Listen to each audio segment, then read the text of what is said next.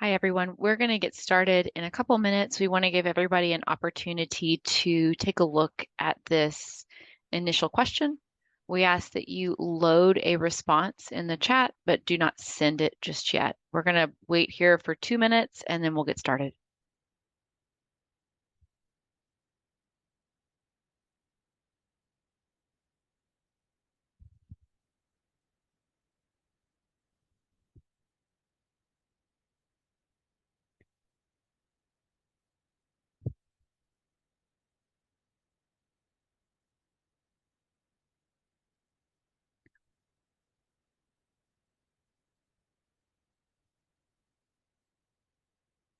Lots of people have joined in the last minute or so. We have about a minute and a half on this slide. If you can load a response in the chat, but please don't send it just yet.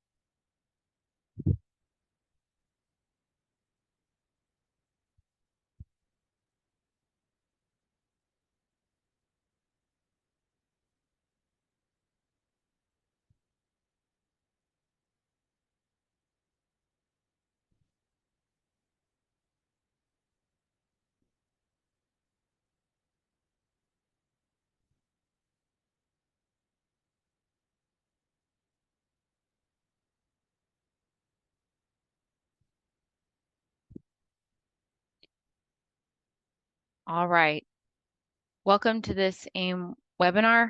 My name is Megan Freeman. I'm going to make sure, and unfortunately, it looks like my slides don't want to progress. There we go. We're going to talk today about engaging residents in self-reflection to improve semi-annual evaluation of Milestones 2.0. I'm joined by colleagues from Texas programs, Dr. Chan, Dr. Hummel, and Dr. Sunstein as well. So if you had the opportunity to generate a response to that prompt, if you could go ahead and post it in the chat.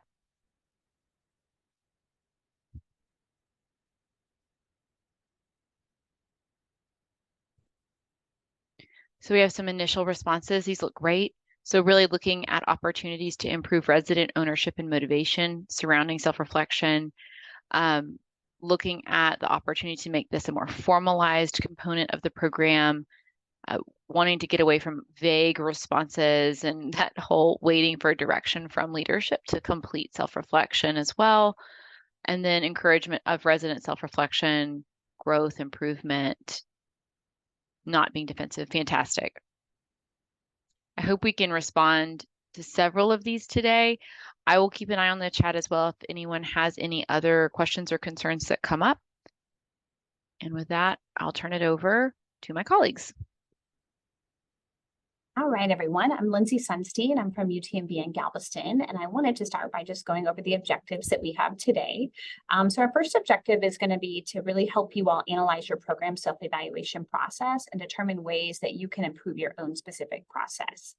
We want to talk about sort of a shared knowledge from all of our groups, kind of multiple options and ways to implement self-evaluations in the program to really enhance your assessment or evaluation of Milestones 2.0. And we'll sort of discuss those specific milestones. And then really thinking about ways to optimize your program's evaluation process and develop a timeline for implementing change. And then you'll see we'll sort of talk about how you can marry this process with, in turn, your ILPs as well. Next slide, please. All right, so before we get started, we wanted to launch a couple of polls.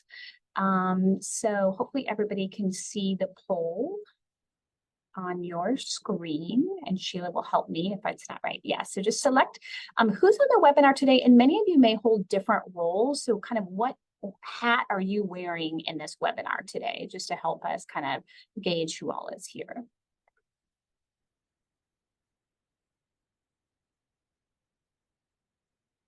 And then as you'll see the second question after you finish the first, do you currently have a self-assessment or an individualized learning plan? And then sort of kind of answer our question. I have an individualized learning plan. I have a self-assessment. I have both and they're connected, or I have them both, but they're separated. And when you put that I don't know question in there, just if you're really not sure either of these, lots of kind of areas that we can help with learning today. We'll give everyone just about one additional minute. So it looks like in terms of people here, we have kind of a real smattering of people, program directors, associate program directors, program coordinators, as well as core faculty. And it looks like about a third of you guys have a self-assessment, and about a third of you guys have a self-assessment and an ILP, and some of you guys it's combined, some of you it's different. And I'm going to share these results with everyone so you can see. All right, well, great. Well, I will turn us over to Dr. Hummel. Good afternoon. Again, my name is Erin Hummel. I work with Dr. Sunstein here at UTMB in Galveston, Texas. And before we get too far into the nuts and bolts of options we have for the self-assessment or self-reflection, we wanted to make sure that we sort of level set everyone and sort of taking a step back and reminding us why we're even having this conversation. So let's start with sort of the ACGME general requirements. And there is obviously a competency for practice-based learning and improvement where residents must demonstrate the ability to investigate and evaluate their care of patients, to appraise and assimilate scientific evidence, and to continuously improve patient care based on constant self-evaluation and lifelong learning. So that sort of globally speaks around this concept of self-evaluation, links to some specifics like care of patients and improving that care, and also scientific evidence. But how do we really operationalize that? Let's look again at the core program requirement, which states the program must provide an objective performance evaluation based on those competencies and specific milestones, and must use multiple evaluators. And that includes faculty members, peers, patients, self, and other professional staff members. So we see here that the ACGME is guiding us to this aspect of sort of self-reflection and lifelong learning, and that they want us to operationalize that very specifically with a self-evaluation. Moving ahead.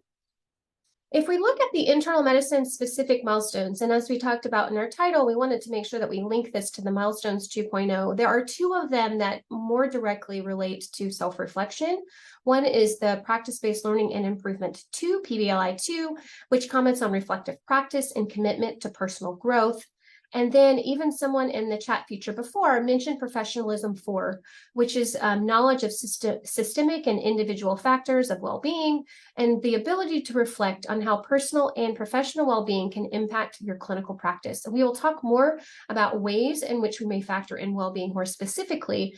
But again, I'm thinking about kind of level setting our space in our head here around these two specific areas. And let's look a little bit more into kind of the intent behind PBLI2.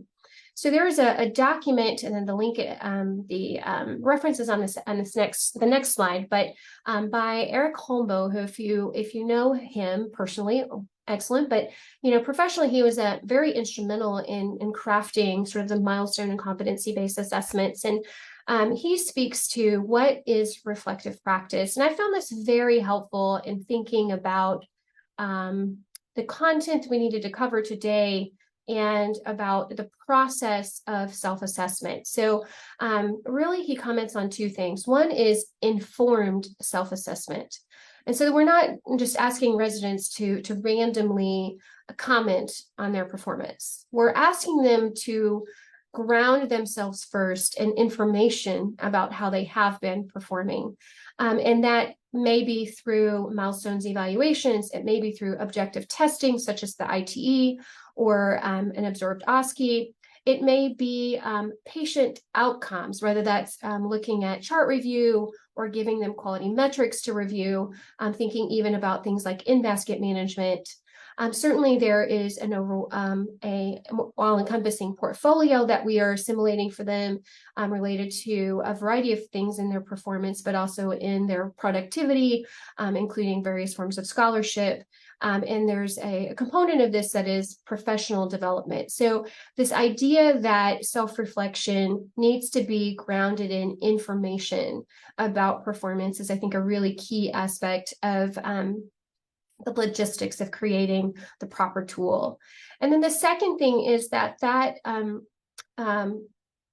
informed self-assessment needs to be married to a coaching process to develop an individualized learning plan. And so the self-assessment tool, the self-evaluation, if you will, is one component, with an individualized learning plan a second component, and that coaching piece is critical. So we're not just, again, providing a bunch of information, asking them to do this independently, but bringing them together with a faculty member who can coach them towards what an appropriately informed individualized learning plan would look like, where they can create personalized learning objectives, which are competency-based, linking that to specific strategies and resources so that they can achieve those things, and then being clear about a measure of success and time in which to reevaluate their ability to achieve or accomplish those things, which many of us would then say that's a SMART goal, right? So you will see us kind of come back around to this concept of SMART goals, and it's really kind of couched in this idea of the individualized learning plan and being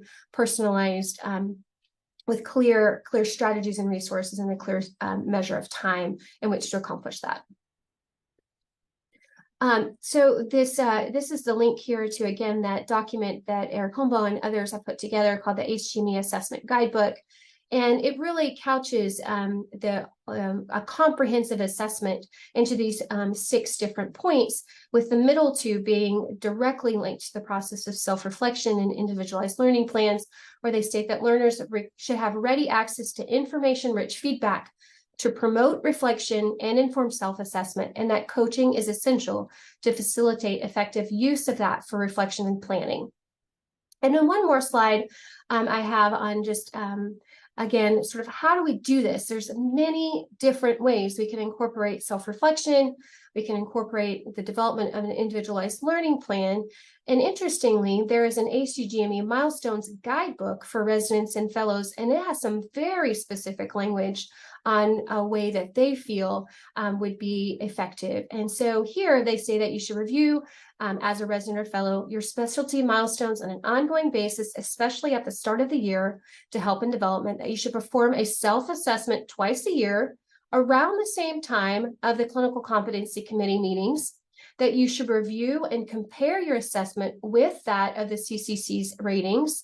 And you should do that with a program director, faculty advisor, or mentor, that you should write an individualized learning plan at least twice a year and discuss it with a faculty advisor or mentor, and be an active participant in assessment and feedback. I found those to be very eye-opening, that the HGME actually writes this in a guidebook. Most of us probably didn't know existed or haven't read. And you will see that this process mirrors most closely what majority of us do to start the self-evaluation process. So with that, I'm going to hand it over to Dr. Chan. Thank you. So let's talk about how you can build and incorporate that informed self-assessment tool for your residents in your semi-annual evaluations. So first, it's going to be very important for you to decide on the objectives of your self-assessment. So you may want your residents to assess their own clinical performance on the competency-based milestones. You may want your residents to assess their personal well-being, their own personal well-being. You could also include the development of a coached individualized learning plan based on your residents' self-reflections. And in this vein, your tool could really include space for your residents to define self-identified goals, and also to reflect on their career development and planning, including their scholarly activities. And from the program perspective, we've actually found that informed self-assessment on the semi-annual eval can also have some additional uses in terms of data gathering for reporting, for example, for ADS, for the ACGME, for annual program evaluations, for departmental annual reports, and then also to provide really insightful feedback for the program during these semi-annual meetings. So once you've defined the objectives of that self-assessment, you can also consider different approaches for prompting that self-reflection from your residents. So on the next several slides, I'm going to show you some real examples from our self-assessment tools that we use in our programs. But for example, in asking a resident to self-reflect on their own clinical performance, you can utilize something like this, like a Likert type scale based on the milestones in this example that you see here, asking a resident to rate themselves in terms of patient care or in terms of medical knowledge from poor to excellent. So that's utilizing scales. Or you could utilize a more narrative approach. So here you see a couple of examples where residents being asked to reflect and write about their strengths and also their opportunities for improvement in learning and teaching, and also in the practice of medicine in patient care. We've also found that our self-assessment tools can be a good way for us to ask our residents to reflect on very particular aspects of their clinical performance. So for example, here you see some examples of how residents can be asked to reflect on their skills in terms of panel management and utilizing the electronic medical record, and even compliance issues. At the bottom there, I have, for example, whether they're clearing their inbox and also completing their discharge summaries.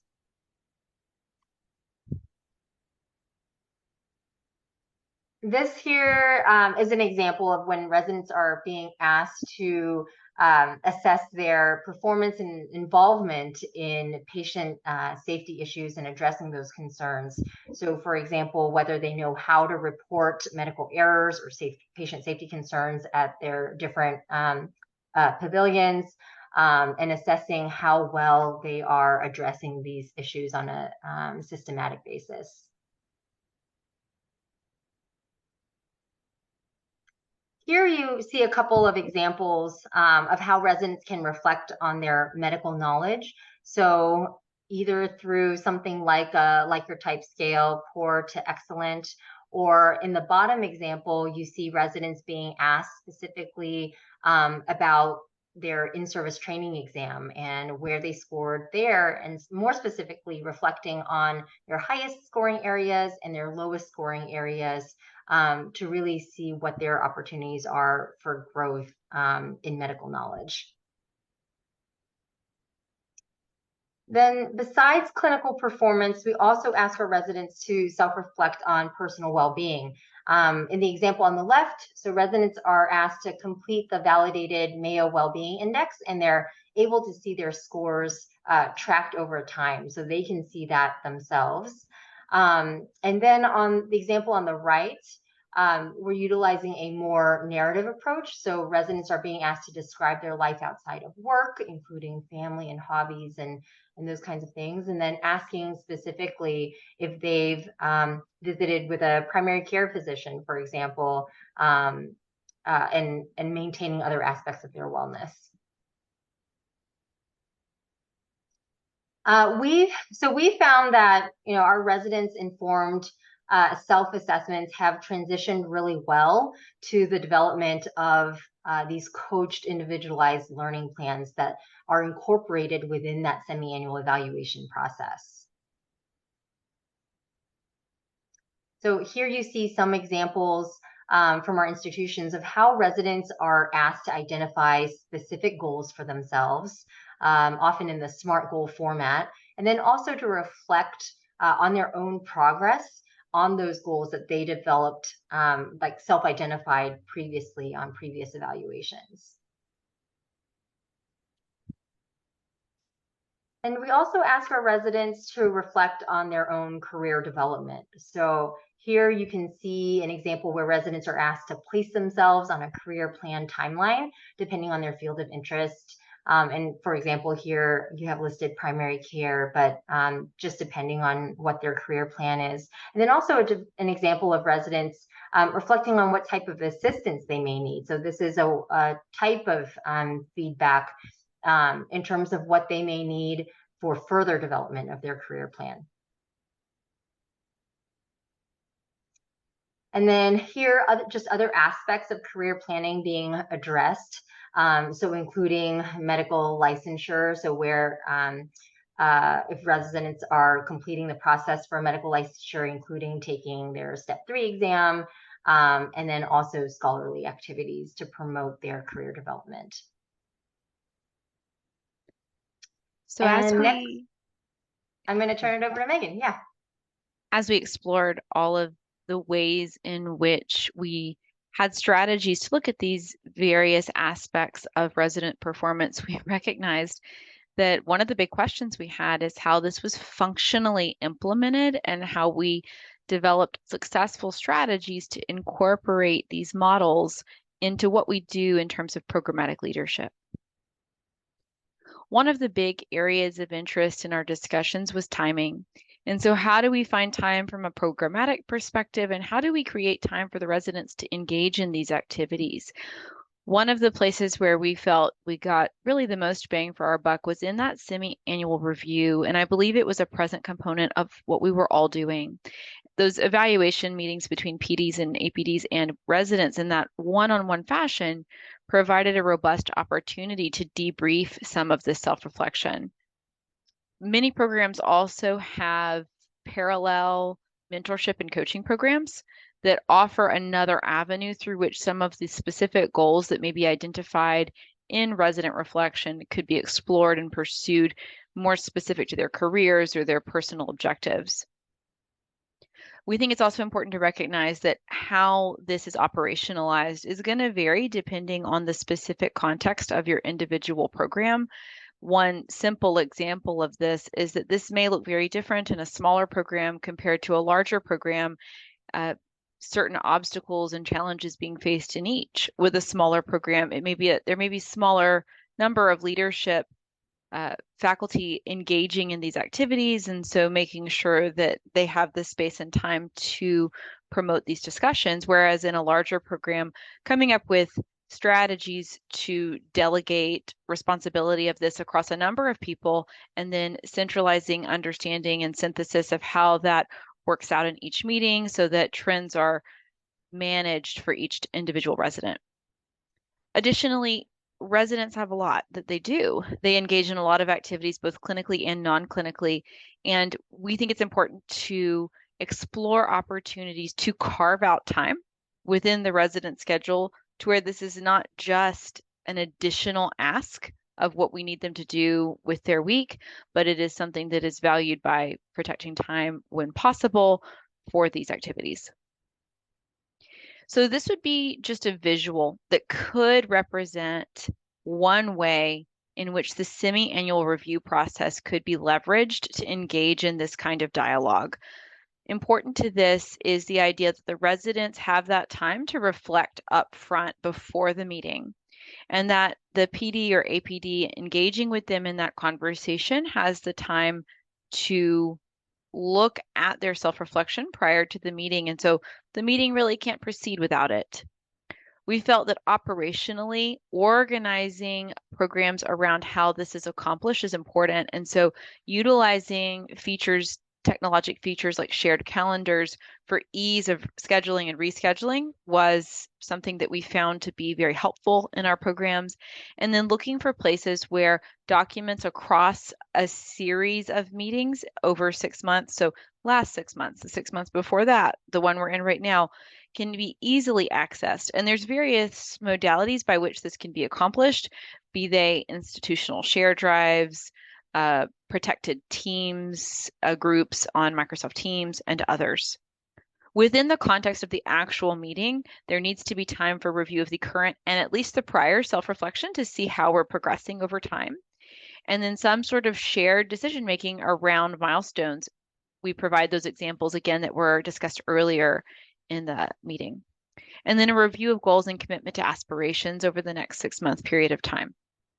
After the meeting is complete, leadership should have some means by which they can reflect their understanding of the residents' meeting and how it went. We utilize new innovations and have a formal evaluation process that the resident can then review, but that's just one idea. And then there needs to be space for the availability of in-between meetings where the resident may need more directed or brief coaching. This is just the actual semi-annual review. What does this feel more? How does this operationalize over the course of a year? The best way I could think of this, and the best way it helped me make sense of it, is this process of continuous information feeding into an upcoming meeting. We have that independent learning plan that's generated from the meeting and feeds back into it, as do the goals that the residents set for themselves, coming out and going back into the next meeting as well.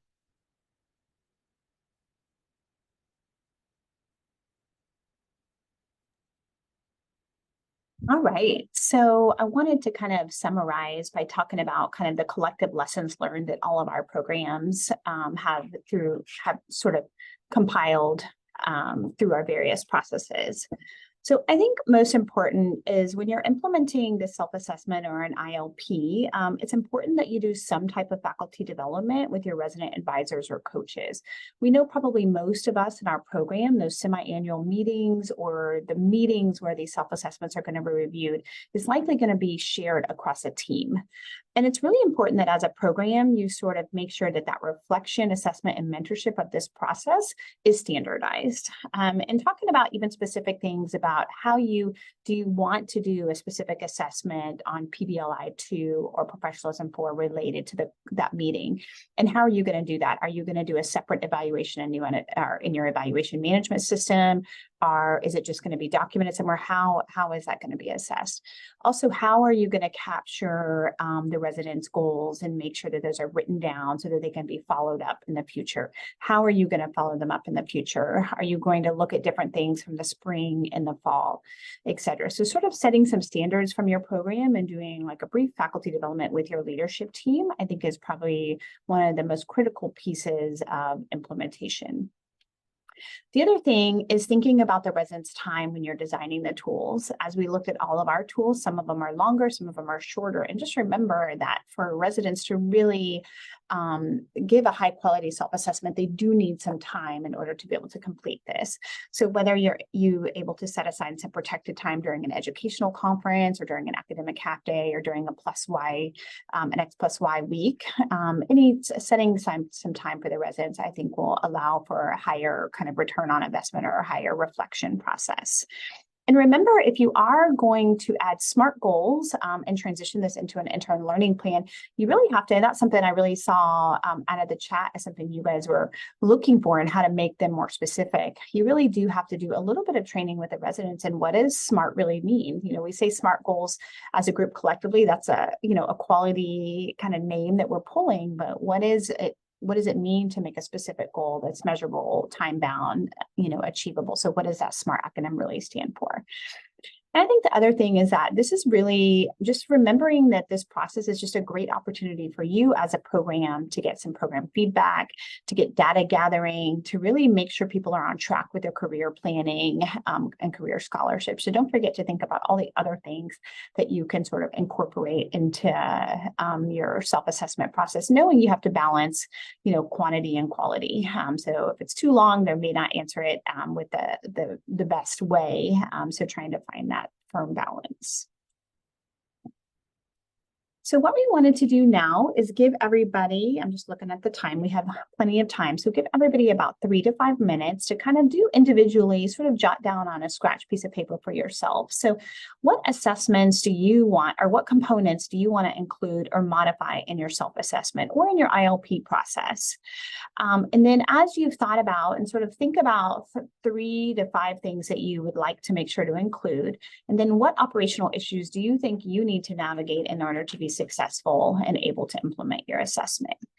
So jot these down, and then I think what our plan is to go into some breakouts so we can sort of discuss it and do kind of a Q&A, and then we'll come back together at the end.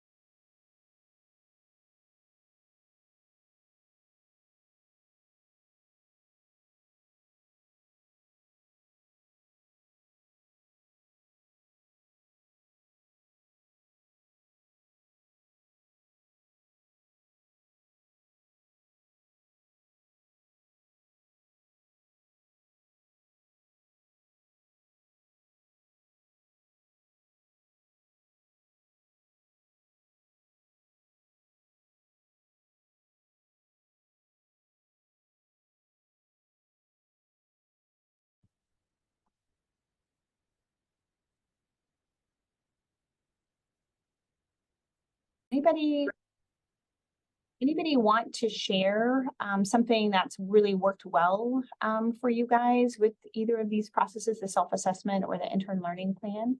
Or any of the hosts of the breakout rooms want to share something that you maybe heard in your room as well?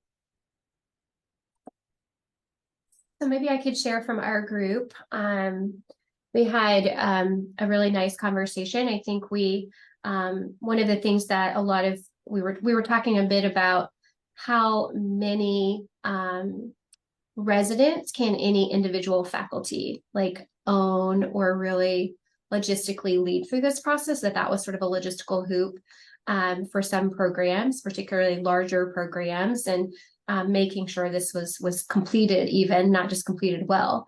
And I think the majority of the group said that they kept their list pretty small. Many of them said that a faculty member may only have 3 or 4 residents. And one of the things we were discussing is how that may differ from someone who's an APD who has a larger proportion of protected time and FTE that's supported for this process, as opposed to maybe a core faculty or even a non-core faculty, another subspecialist or advisor who may not have any time that's necessarily dedicated, and how much more difficult that would be. So one of the, we sort of exchanged some ideas around that.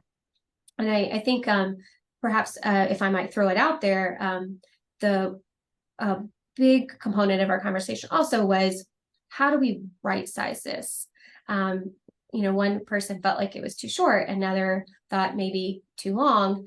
Most were on the too long side, and sort of, could we as a group maybe articulate what we think are sort of the non-negotiable components that really need to be a part of this. And so maybe if some of you would comment a little later on what you think are the bare bones of what should be incorporated into the self-evaluation tool.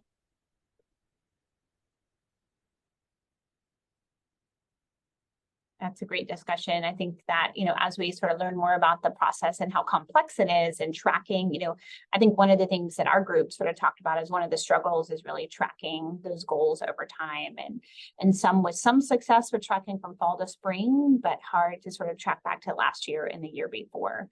And I know Megan shared some of their tips from UT San Antonio, that shared drive with everybody's files. And I think that was something that was a struggle, but also it really ties into the right size people, because it is a bit pretty time intensive to make sure to review that assessment and look back before, so you can keep the residents on track with their goals. I think we talked about right sizing in terms of the number of advisors to advisees, but also right sizing in the length of the evaluation. So incorporating essential components so for example, when you're talking about kind of that longitudinal assessment, for example, in wellness that Mayo that validated, Mayo Wellbeing Index is a nice way to see your own well-being tracked over time longitudinally. But then also thinking about, well, what doesn't actually have to be in the evaluation or isn't as useful and can be removed so that our residents have the time to be more self-reflective and provide kind of higher quality self-reflection for the things that we really do care about.